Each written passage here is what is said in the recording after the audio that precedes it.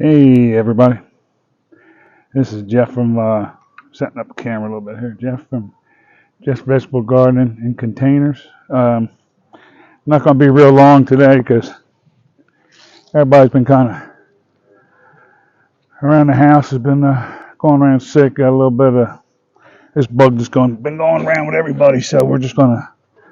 It's a actually 65, 70 degree day out here on March the 3rd, which is not heard of around here. So we're just going to see. But if you can see, I got bunch of the browns, the reds. If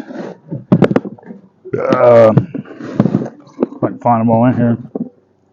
Some of them went too far. See, I let them seed too far. They were all leftover potatoes from last year.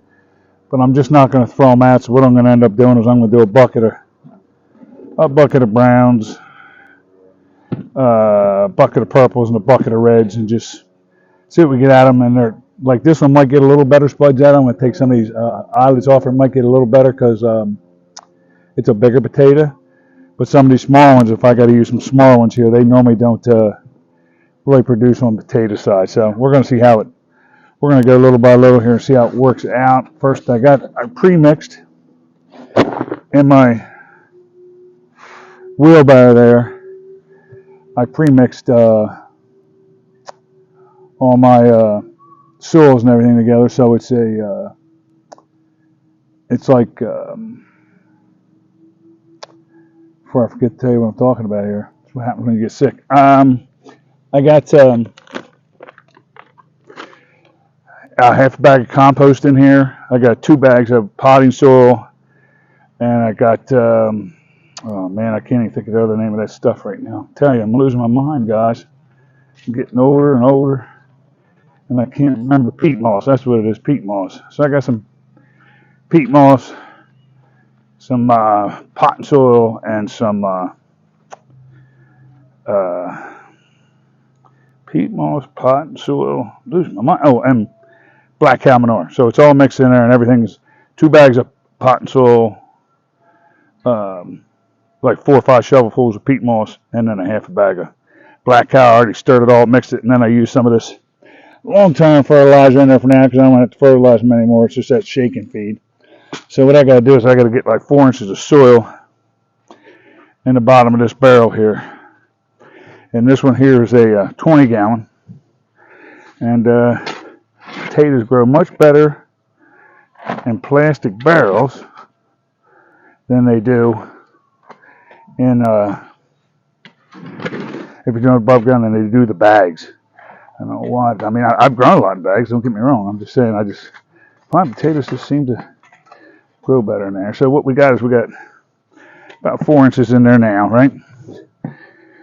So we're gonna pick out what we got here. Like I said, I'm not make this too long today because I'm kind of beat up. So here's a decent size one. So what I want to do is I want to take these eyelets off here. Just way too many, and some of them are too long. Normally they don't last that well. And see if I can find it. Here's my pocket, my knife. So we can take these eyelets here, and wherever I broke them off of, I just want to break the skin a little bit and just get rid of them because I don't want them to grow from there anymore. Okay, not many spots. That's pretty much all of them. So I'm just going to leave those 2 on there. Actually too long, but we're going to try them, see what they do.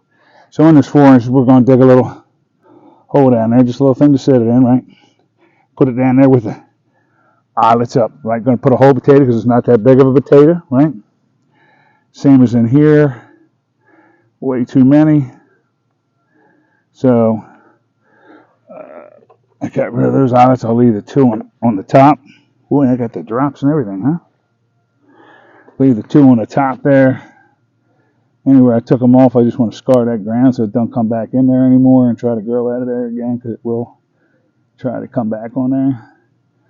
That'll be good. That'll hold that in like that. Now, since these are smaller, I'm probably going to do 3 on this bottom this time, which I normally only do 2, but these are smaller. So I'm going to, got 2 in here, and they'll kind of be in a triangle pattern in here. This one, got to cut a couple of these eyelets off that we're growing on here. We'll just skin it right down there. Get rid of that. And a lot of people set them out, let them dry for a while, do all kind of stuff with them. I'll be honest with you, I've grown them for quite a while now, and never had to do a lot of stuff a lot of other people do, and they grow just fine for me. But you know what I mean? Y'all got to do what you believe in. There's one eyelid on that one, so we're going to sit that down right in there like that. So they're all, I got those 3 potatoes there, and these aren't two different types. So got some bone meal here. First thing you want to do is right on that little bit of a cupping hole you put in there. You want to load these potatoes up with some bone meal right down in the hole. They got that good stuff in there for growing real good and keeping them growing. That'll fertilize those things up real nice. And I also take a little blood meal. Right? Because it ain't going to hurt nothing here. Put a little blood meal down in there. Right? On each one. And we're in pretty good shape, right? So, since these are smaller and these are determinate potatoes, determinate potatoes only grow on one level. Indeterminate potatoes will grow up and down on the whole shaft of the potato. So 99% of potatoes you get are determinate. So these are determinate. So I got them covered now, and then I can put another layer of potatoes in here also on top of this. Since they're determinate and only grow on one level, that way they won't be affected with another level being sitting on top of them. I'm going to put this in the greenhouse. If I was going to put this, like leave it outside and it was warming up every day, which it won't be, even though it seems like it right now will be, because it's outrageous weather. So what I'm going to do is put about another 8 inches of dirt on top here, 6 to 8 inches of dirt on top of what I already had in there, okay?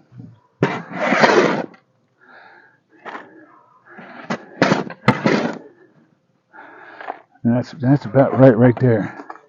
So that'll give me a nice level on top of there. Now this soil, when I put it together, already had some moisture in it, so I don't really have to water this pot, which is nice. But sometimes this time of year when you water things, you get too much water in there, and they just seem to affect it a lot worse. So then we're going to do the same thing here now. You can see all the eyelets off this one. Geez almighty. This thing's got a ton of them off here. But we're going to get rid of them. And like I said, this is just seeing what'll last and what won't last on these. Because these, cutting these little bit of eyelets off here. People say, oh, you heard a potato, it won't. It'll be fine. When it's all dried up, it'll be fine. I guess you could in a perfect world do everything people say, but I grow so much. Certain things you got to be real careful with. You really do. Potatoes are pretty daggone resilient with growing. So I got them cut off. I'm going to leave this one eyelet here. It's got too much of a thing growing here, but that's because I sat them in the garage too long. But I'm not too worried about it. But these are going to sit right there, right? Like I have it here, right there with the root up, right?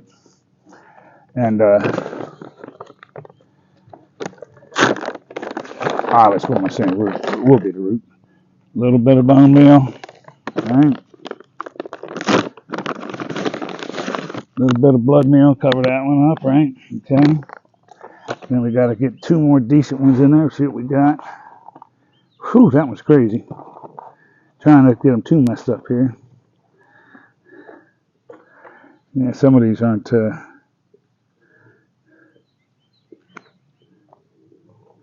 This one don't look too bad. Some of these longer ones off here. We'll skin it down a little bit on these eyelets.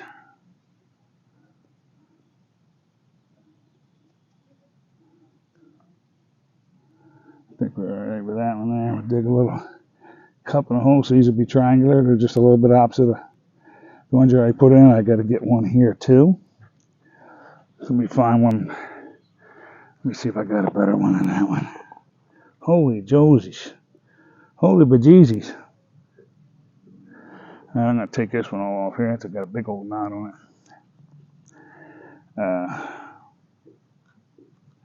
Get rid of that dead part there. Get rid of that eyelet there. Got a little bit of an eyelet there. Just skinning it just enough.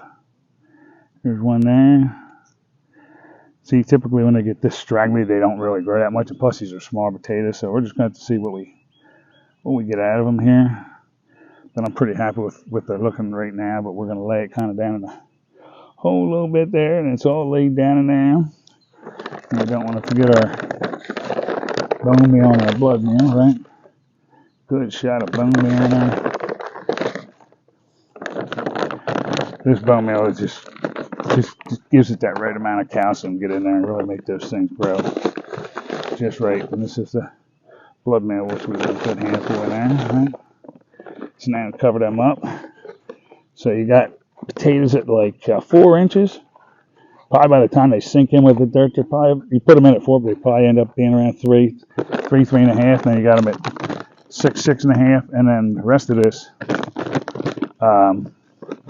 we're just going to fill up with dirt. And if this was, like I said, left outside this time of year fully, but I'm going to put it in the greenhouse, like I said, if it was left out full time, I would put straw on top of this and keep weeds from growing in it, and I'd have my watering system hooked up and all that stuff to it. But like I said, the moisture's already wet. The soil's already wet in moisture. It's already wet. It's already ready to go. I'm just going to cover this up, and then I can put it in the greenhouse here, and it's going to do its duty in here just by itself. So then I'm going to actually leave the greenhouse side. The doors on the screen, I got like 6 window types there.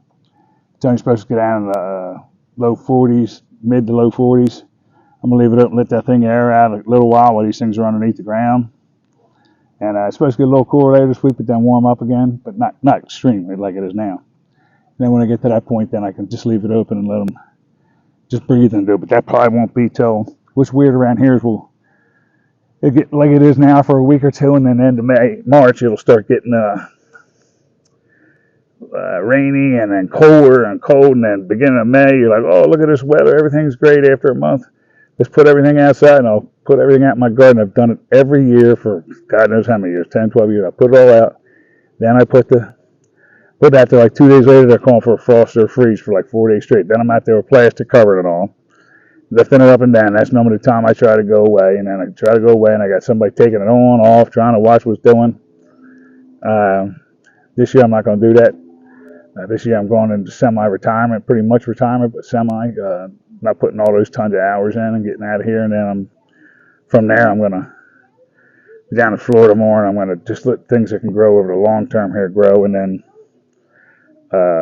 once the weather's where it's got to be, the weather where it gets to be like here in man, I'll have my automatic watering systems on everything, and it'll be ready to go. And then it's just second hand for everything to be done from there on up. So I'm pretty happy with where I'm starting at this year. This week I'll be out with, if the weather stays decent. I know it's supposed to rain Monday through Wednesday. If the weather stays decent next weekend or end of this week, and I got a couple days where I want to come out, because these are old leftover seed potatoes from last year. I don't expect a ton out of them, but we're going to give it a try. And then I got probably six or 8 bags of potatoes already right now. New seed potatoes I got to put in. Plus I got some garlic and some other onions and stuff I got. So I got a lot to get in, but that stuff I can get in, and it's pretty maintenance free, except for having to be watered once you get it in the ground. It's pretty good, that kind of stuff. So a lot of stuff, like I said, over the years I've grown that I really got to take care of at certain times. I'm probably going to cut back on a lot of that this year, just due to the fluctuation of me being back and forth between Florida and here, and then also the grandkids, and I say it every year, and then I end up, like last year, I was going to cut it way back, and I ended up putting trellises and a lot more in. I'll just say I'll play it by ear how it goes. I got to get some hernia surgery done. I got some other stuff I got to get done here, and that's going to put me down for a while. So that's why I think I'm going to kind of stick to more basics this summer, and not get too far involved with too much, because I won't be able to lift for a while and all that kind of good stuff. So we'll go from there. All right, I'm going to cover the rest of this barrel up, and like I said, once I'm done covering this barrel up, I'll cover it to the top, smooth it out, and I'll just roll it right on in there, and that'll be it for today. Like I said, I got more I want to get done. I'm going to get done, but I don't think you guys want to sit around for that whole watch Jeff plant a different bucket of potatoes 101 forever. But like I said, I'll be planting the rest of those. Which ones I got left, the rest I'll throw in the compost, see what I get out of them. And that's where I'm going to go from there. And I'm more or less going to call that a day, guys. And we'll be back, like I said, next week, starting on some other stuff. And it'll probably be the main potato crop I'll be growing instead of these older seed potatoes from last year. It'll be new seed potatoes, garlic, onions, certain stuff like I was telling you. And we'll go from there. All right, guys, you have a great weekend. We'll talk to you soon.